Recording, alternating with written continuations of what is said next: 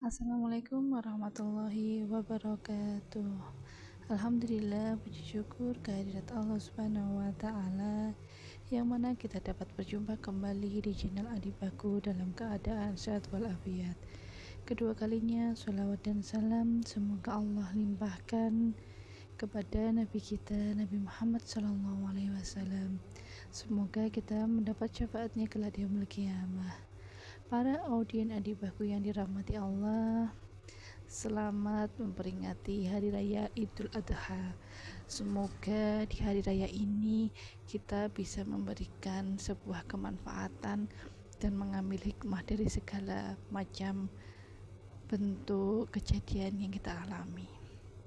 Marilah kita sesama menyaksikan kajian Gus Baha, dan semoga apa yang disampaikan beliau bermanfaat untuk kita semua dan membawa keberkahan. Akhir kata, wassalamualaikum warahmatullahi wabarakatuh. Idul Adha itu dari kata id itu kembali banyak nikmat atau terulangnya nikmat-nikmat yang diberikan oleh Allah Subhanahu wa taala. Kemudian Al-Adha ini banyak yang mengatakan terkait dengan ibadah penyembelihan kurban, disebut Idul Adha atau Idul Kurban. Saya cerita sedikit tentang sejarah Idul Adha. Dulu ada seorang malaikat yang menjelma sebagai manusia, dan beliau ini komunikasi dengan Nabi Ibrahim. Sebelum saya cerita jauh, saya katakan juga, saya ingatkan lagi bahwa cara berpikir kita sebagai mukmin itu harus berpikir awal al-khilqah. Awal kita dijadikan oleh Allah Ta'ala, yaitu Nabi Adam materinya dari tanah, nyatanya bisa jadi Nabi Adam. Kita dari sperma, nyatanya bisa jadi manusia dengan konstruksi yang sempurna. Dengan cara seperti ini, nanti bayangkan kekuasaan Allah yang tidak terbatas menjadi mudah. Saya teruskan, si malaikat tadi tanya ke Nabi Ibrahim, saya minta kambing kamu. Oh ya, silahkan. Asal kamu melantunkan kalimat tasbih, terus dibaca tasbih, indah sekali, merdu, bisa minta tambahan kambing, ya. Sampai beberapa kali. Demi Allah, ini baru kambing, baru hewan. Andaikan anak saya pun, kalau demi Allah saya kurbankan. Singkat cerita, versi riwayat ini, suatu saat Nabi Ibrahim diuji dengan dimintanya anak untuk dikurbankan. Ketika beliau atas nama seorang bapak agak keberatan, terus diingatkan ulang oleh Allah Ta'ala, janji beliau, demi Allah, anak pun saya kurbankan. Walhasil akhirnya beliau melakukan itu. Dan karena Allah hanya menguji, tidak niat betulan supaya anak itu disembelih, akhirnya diganti oleh kambing. Jadilah tradisi kurban itu pakai kambing. Kemudian secara fikih, ada padanan-padanan yang cukup menggantikan kambing, yaitu ada sapi, ada unta, dan seterusnya, dan seterusnya. Yang menarik dari sekian referensi yang saya baca, dan ini harus disosialisasikan lah. Sebagian versi itu adalah bahwa Nabi Ibrahim ketika diangkat di alam malakut, di alam langit sana, itu ketemu Allah, kemudian Allah tanya, Ibrahim, banyak hamba-hambaku yang durhaka, tidak tahu saya sebagai Tuhannya.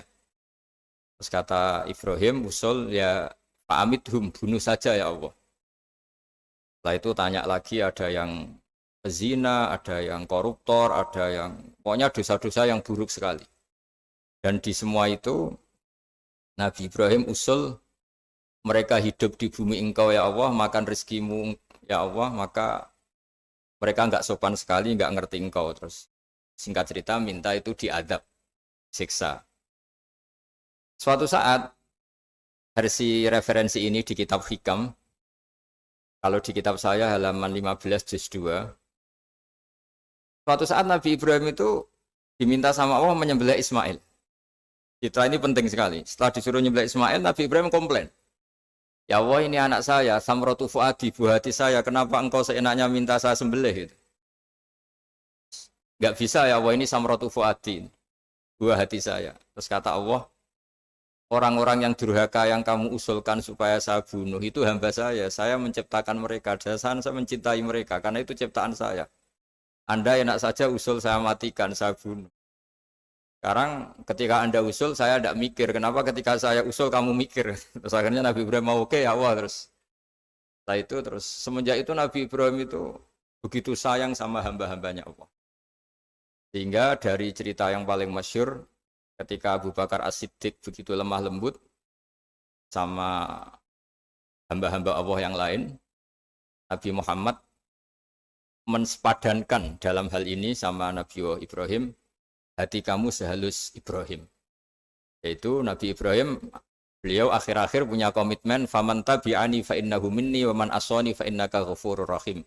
Ya Allah, orang yang ikut sunnahku maka jelas bagian dari saya. Dan yang sedang durhaka, waman asoni, saya harapkan fa innaka ghafurur rahim. Engkau Maha Pengampun, Maha Penyayang. Semenjak itu menjadi sunnatan mutaba'ah bahwa agama ini agama rahmatan lil alamin, bahwa melihat kemungkaran, melihat kebodohan, ketimpangan, itu komitmen kita ini membenahin, bukan menghabisin. Melihat kesalahan, komitmen kita ini in uridu ilal islaha mastata'tu. Komitmen kita ini ingin lebih baik, bukan mengacaukan dunia ini. Semenjak itu terus syariat-syariat Islam disebut anit tabi millata Ibrahim Hanifah, bahwa kita ngikuti millahnya Ibrahim. Sebab itu kemudian setelah ini menjadi sunnatan mutaba'ah, bahkan banyak ulama yang berpendapat ketika Rasulullah SAW Mi'raj, itu dari sekian Nabi Ulul Azmi yang enggak ketemu itu Nabi Nuh. Nabi Nuh alaihissalam, padahal termasuk Nabi Ulul Azmi. Itu banyak yang menganalisis karena Nabi Nuh itu pernah berdoa, Rabbi la tadhar alal ardi minal kafirina dayaro. Nabi Nuh adalah Nabi yang pernah cara Jawa maksudno kaumnya, mendoakan buruk sama kaumnya, dan itu tidak manhaj, tidak metode yang Nabi Muhammad disuruh ikut metode itu, tapi Nabi disuruh ikut manhaj atau pola sosiologi, pola dakwah atau pola sosial yang harus mengikuti Nabi Ibrahim, anit tabi millata Ibrahim Hanifah. Nabi Ibrahim itu orang yang sangat lemah lembut, yang ngendikan faman tabi'ani fa innahu minni wa man asani fa innaka ghafurur rahim. Sebab itu teman-teman yang di Kanada, yang di mana-mana, kita ngikuti status ilmu hakikat. Di ilmu manusia, negara ini milik Kanada, milik Amerika, milik Eropa misalnya, atau milik mana sajalah. Tapi di status ilmu hakikat, semua itu milik Allah. Sehingga di antara ciri khas Islam adalah kalau dulu agama-agama lain harus salat di tempat peribadatan mereka, Islam mengatakan ju'ilat lanal ardu kulluha masjidan. Semua bumi Allah itu masjid, tempat sujud. Sehingga orang Islam fa'enama adrokatu sholat, kamu kapan saja ketemu waktu sholat, ya sholat. Semua bumi Allah itu tempat sujud. Sehingga suatu saat sahabat yang biasa siaha, biasa hidup di perantauan, Nabi memberi nasihat, al-bilad biladullah wal ibad ibadullah. Fahaitsuma asabta khairan fa'akim. Semua negara itu milik Allah. Semua hamba dimanapun juga hamba Allah. Kamu di mana saja mendapatkan kebaikan, ya silahkan berdomisili di situ. Saya pernah di Korea, itu asik karena itu yang orang-orang katanya teman-teman. Saya ini di rumah itu enggak kiai, Gus. Sering di sawah, sering di Tegal. Gara-gara di Korea jadi mufti gitu. Karena enggak ada kiainya gitu. Jadi orang-orang yang enggak jadi kiai di Jawa, mungkin kalau di luar Jawa atau di luar Indonesia malah jadi kiai gitu. Artinya gini, pentingnya jadi kiai bukan menjadi gagah, itu enggak, tapi begini. Dulu bawaannya rakyat itu kan kalau ke masjid komplain, ada masjid bocor, kayak ada keran yang kurang baik. Tapi kalau sudah jadi kiai itu tahu rasanya. Betapa nata masjid itu susah, ngelola masjid itu susah, nyari imam itu juga susah, melanggengkan jamaah juga susah. Jadi pentingnya jadi kiai itu bukan gagah-gagahan jadi imam, tapi bertanggung jawab atas proses yang berjalan. Jika dulu di antara nasihat bapak saya, bapak itu termasuk orang yang nggak suka sama orang tawadhu, orang yang sopan. Dulu saya juga iskal itu janggal. Kata bapak, wong tawadhu itu apik, orang sopan tuh baik. Tapi biasanya itu cara orang menghindari tanggung jawab. Disuruh jadi kiai gak mau. Tapi kalau ada kiai salah komplain itu. Disuruh jadi menteri gak mau. Kalau ada menteri salah komplain itu.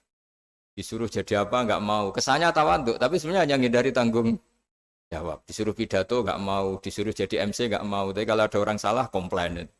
Jika kata bapak tawaduk itu baik, asal tawaduk betul. Tapi kebanyakan nggak, tawaduk itu menghindari tanggung jawab sambil cari salahnya orang lain. Nah ini yang tawaduk yang akhirnya kurang baik. Nah teruskan, jadi Nabi Ibrahim ini panutan yang luar biasa. Beliau adalah orang yang alami sekian proses sosial yang akhirnya diakui sebagai Khalilur Rahman, orang yang sangat dicintai Allah Ta'ala. Di antara sebab dicintainya Nabi Ibrahim adalah seperti yang dialami Nabi Adam. Nabi Adam ketika turun di bumi, itu keresahan pertama itu bukan karena kurang makanan atau kurang minuman, itu enggak. Beliau turun di bumi mendapati bangsa yang lain, kalau dalam kitab disebut Banul Jan. Itu dia janggalnya Masya Allah. Ini orang makhluk-makhluk ini kok tidak kenal sama Allah yang menciptakannya. Kan aneh ya kalau kita hidup di Kanada terus nggak tahu PM-nya siapa, Perdana Menterinya siapa, kita hidup di Indonesia nggak tahu presidennya siapa. Itu kan aneh. Kita hidup di kampung nggak ngerti lurahnya siapa aja aneh. Ini hidup di buminya Allah kok tidak tahu Allah itu siapa. Nggak pernah menyebut Allah.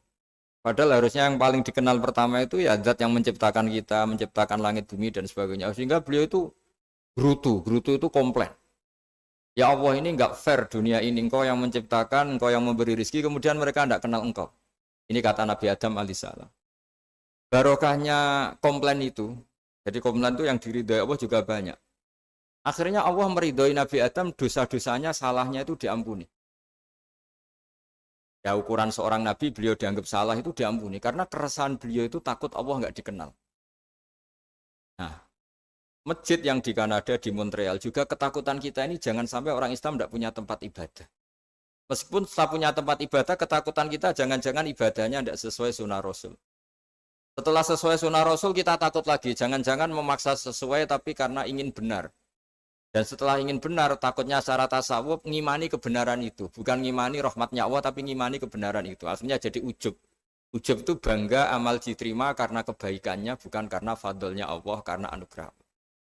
Nah ketakutan-ketakutan ini khas orang soleh. Orang soleh itu kalau nggak sholat takut. Setelah sholat takut nggak sesuai syarat rukun. Setelah sesuai semua takut iktimat alal amal. Membanggakan kebenaran, tapi bukan membanggakan luasnya rahmatnya Allah Ta'ala. Sehingga di luar ilmu fikih ada ilmu namanya ilmu tasawuf, ilmu yang mengelola hati. Jadi ibarat orang itu kalau yang paling masyhur dalam cerita-cerita orang sufi, ada orang sudah masuk surga karena tidak pernah dosa sama sekali. Ini cerita-cerita yang melegenda di dunia tasawuf.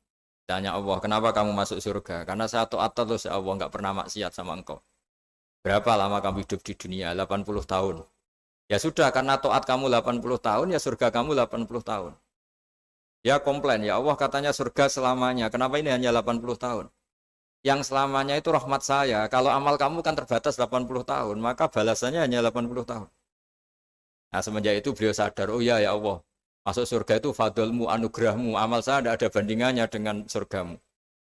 Nah ini jadi sehingga keyakinan ahli sunnah wal jamaah di antara ciri khasnya adalah masuk surga itu karena fadlnya Allah, karena anugerahnya Allah. Maksudnya itu oke, kita amal, tapi amal kita tetap terbatas. Tidak memberi kontribusi pada kerajaan Allah, pada kedikjayaan Allah sebagai Tuhan. Yang tidak terbatas adalah fadlnya Allah Subhanahu wa Ta'ala. Nah, keresahan-keresahan ini kemudian yang diwariskan oleh para nabi ke ulama-ulama. Jadi keresahannya ulama itu mirip-mirip keresahan nabi. Nabi dulu itu sampai dakwah, sampai sosialisasi kebenaran itu takut Allah itu la yuzkaru fi mulki. Allah tidak disebut, tidak menjadi aktor. Kan tidak fair kita misalnya nempat di negara orang terus nggak tahu duta besarnya siapa, terus kalau ngurus paspor di mana, ngurus visa di mana. Ini sama, kita hambanya Allah tapi nggak pernah ngurus status kehambaannya. Harusnya kita ngurus status kehambaan kita dengan sholat, berarti kehambaan kita hidup. Dan baca tasbih berarti kehambaan kita hidup. Makanya dalam sebuah ayat disebutkan Masuk surga itu gampang. Yang susah itu kamu masuk status kehambaan itu. Makanya disebut ya aja Tuhan nafsul mutmainnah irji'i ila rabbiki radiyatan mardiyah. Pertama apa? Fadkhuli fi ibadi. Kamu harus masuk status sebagai hambaku dulu. Baru wadkhuli jannati, baru kamu baru masuk surga. Jadi orang boleh nikmati fasilitas negara lain kalau visa paspornya disahkan. Orang boleh masuk surga kalau status kehambaannya disahkan oleh Allah Subhanahu wa taala. Nah, lalu status kehambaan itu dimulai dari mana? Secara fisik kita sujud. Anggota tubuh yang begitu terhormat namanya kepala kita tundukkan kepada Allah taala. Hati kita, akal kita yang ingin menguasai dunia misalnya, ambisi itu kita kalahkan untuk hanya tunduk kepada aturan-aturan Allah Subhanahu wa taala.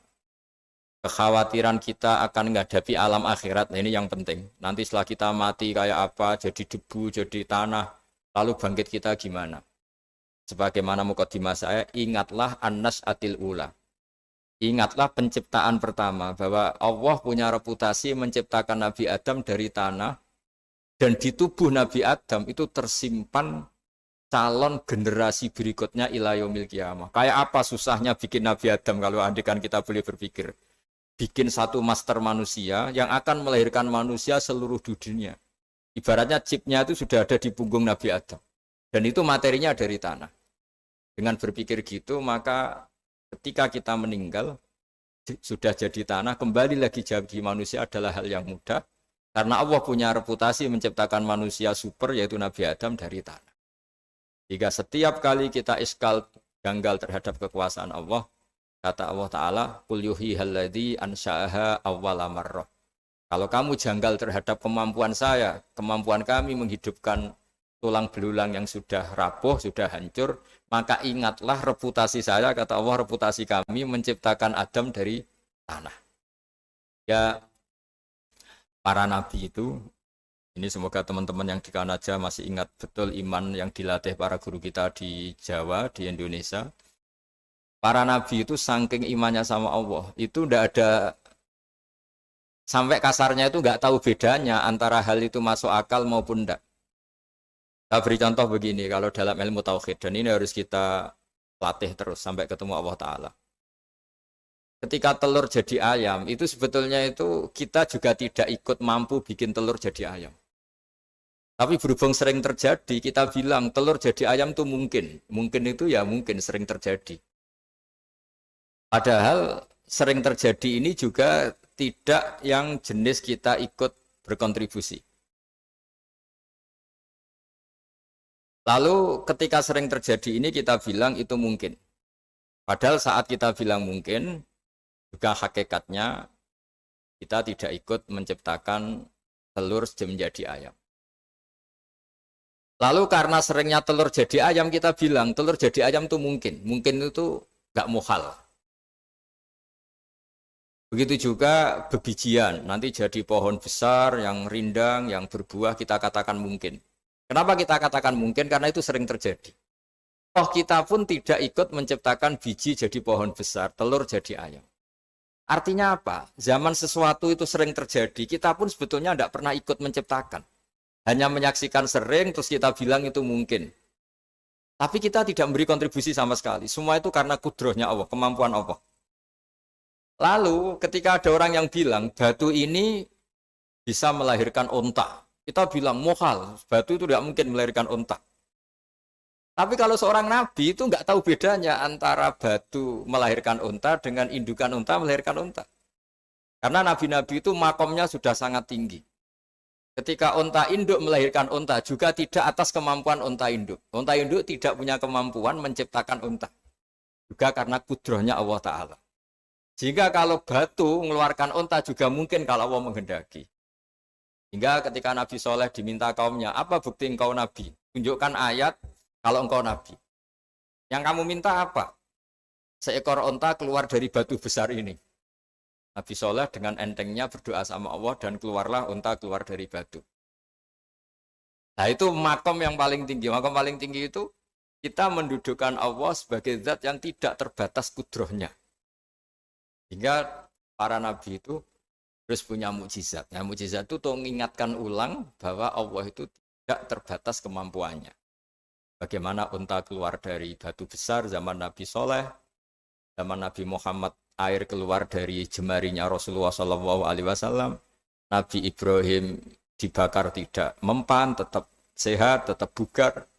Karena semua ini sebagai bukti bahwa kudrahnya Allah tidak terbatas. Nah, iman-iman seperti ini harus kita jaga. Apapun rasionalitas kita dan meskipun kita selalu rasional, tetap menyisakan iman bahwa kudrah Allah itu tidak terbatas. Sehingga ketika ada cerita kematian orang soleh itu ditangisi langit dan bumi, kita tidak usah iskal, tidak usah jangkal. Masa bumi bisa menangis? Karena kita yang sekarang bisa nangis adalah materinya dari tanah. Materinya dari bumi. Terus iman ini kita jaga sehingga kalau kita yasinan, masih ingat, Allah kalau mengingatkan kudrahnya yang tidak terbatas, manusia disuruh ingat, Qul yuhyihalladzi ansha'aha awwala marrah. Kamu harus ingat bahwa Allah itu yang menghidupkan kamu, menghidupkan semuanya, ketika kamu belum menjadi seperti ini. Jadi intinya itu kita ingat meskipun telur itu lazim jadi ayam, tetap tidak karena kudrahnya ayam itu, tapi karena kudrahnya Allah. Indukan unta melahirkan anak unta juga bukan kemampuan indukan unta, karena ini juga makhluk yang lemah, tapi juga kemampuan Allah Subhanahu wa Ta'ala. Jika dengan demikian kita termasuk hamba Allah sesuai target yang diingatkan Allah. Falamma tabayyana lahu qala a'lamu annallaha ala kulli syai'in qadir. Hamba Allah yang baik adalah hamba ketika menyaksikan fenomena apapun, semua itu li ta'lamu annallaha ala kulli syai'in qadir wa annallaha qad ahata bi kulli syai'in ilma. Apapun di alam raya ini, semuanya itu bukti bahwa Allah ala kulli syai'in qadir, Allah kuasa dan Allah meliputi semua makhluknya dalam pandangannya, dalam pantauannya. Jadi saya mohon teman-teman yang di Montreal, yang di Kanada juga di manapun harus ingat status hakikat bahwa al-bilad biladullah wal ibad ibadullah fahaitsuma asabta khairan fa'akim. Negara hakikatnya milik Allah, semua hamba juga milik Allah. Di mana saja kamu berada dan menemukan kebaikan, silahkan hidup di situ. Tentu dengan sosialisasi yang baik, baik dengan non-muslim maupun dengan muslim, karena Allah mengajarkan wa qulu linnasi husna. Ajaran Islam adalah rahmatan lil alamin, rahmat bagi semua. Tentu tidak henti-hentinya kita menjelaskan kebenaran yang diinginkan oleh Allah Subhanahu wa Ta'ala. Saya kira demikian karena juga ini di sini sudah malam. Jadi saya mohon maaf mungkin tidak bisa ikuti tanya jawab karena di sini sudah malam, malah kita di habis takziah saya karena ya ada mas saya yang sudah sepuh sekali wafat, terus tadi barusan datang, jadi mohon maaf tidak mengikuti acara mulai pertama. Tapi saya mohon ayat-ayat Quran yang saya terangkan tadi bahwa untuk mensifati Allah kudrahnya tidak terbatas, ingatlah bahwa kita yang secerdas ini, yang sehebat ini, kita semua manusia yang cerdas begini, matanya bisa melihat, hatinya bisa merenung, otaknya bisa berpikir cerdas, itu dari materi tanah. Dan Allah mampu. Allah bisa bikin orang miliatan gini dari satu orang manusia namanya Nabi Adam. Kayak apa susahnya bikin konstruksi Nabi Adam kalau boleh dibahasakan. Dan itu Allah punya reputasi mampu. Dengan cara seperti itu kita akan gampang iman bahwa kita setelah meninggal dan menjadi tanah, ya sama seperti kita masih hidup. Zaman kita hidup ya tidak tahu cara kerja jantung kita, nafas kita, uratnya gimana, terus sistem tubuh. Meskipun ilmu medis ngerti mengurai itu, tapi tetap saja hanya ngerti, tidak menciptakan. Yang menggerakkan jantung, organ tubuh kita tetap Allah Subhanahu wa Ta'ala. Dia yang Al-Fa'ilul Mukhtar, dia yang semuanya mengendalikan kita. Artinya zaman kita hidup pun sebenarnya kita yang tidak mengendalikan kita. Nafas kita ya dalam kendali Allah, ikhtiar kita dalam kendali Allah. Sama setelah kita mati juga dalam kendali Allah. Ya guru-guru kita semuanya melatih inna sholati wa nusuki wa mahyaya wa mamati lillahi rabbil alamin. Hakikat ibadah kita, hakikat hidup kita, hakikat mati kita, semuanya tidak dalam kendali kita. Semua itu dalam kendali Allah Ta'ala. Dengan demikian terus kita insya Allah ingin jadi hambanya dulu. Baru setelah jadi hambanya, baru sah menjadi ahli penghuni surganya. Wadkhuli fi ibadi, baru wadkhuli jannati. Masuklah berstatus sebagai hambaku, baru engkau kalian semua layak menjadi penghuni surgaku. Mohon maaf atas semua kesalahan. Billahi taufik. Wassalamualaikum warahmatullahi wabarakatuh.